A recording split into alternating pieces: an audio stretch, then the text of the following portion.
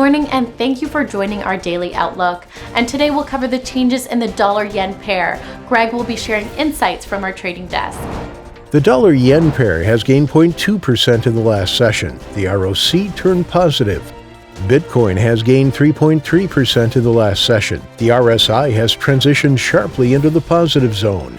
The price of gold has gained 1.2% in the last two sessions. The ROC shifted sharply into the positive area. The price of crude oil has added 2.8% in the last session. The highs-lows indicator transitioned sharply into the positive area. Thank you for sharing with us. Now let's hear from our news department. Wall Street's main indexes rallied to staunch the bleeding after a three-day drop as investors jump back in to take advantage of the repricing in technology-related stocks. Despite significant losses for Bitcoin since mid-August, the buy-the-dip mentality in the crypto markets is still strong, blockchain data suggests.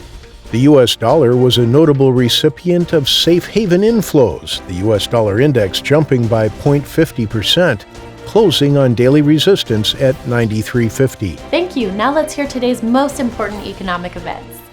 The German CPI will be released at 400 GMT, the UK GDP at 400 GMT, the UK industrial production at 400 GMT, the UK manufacturing production at 400 GMT, the UK trade balance at 400 GMT, and the US CPI at 1030 GMT. We hope that you've enjoyed today's market outlook. On behalf of all of us here, we wish you a productive trading day.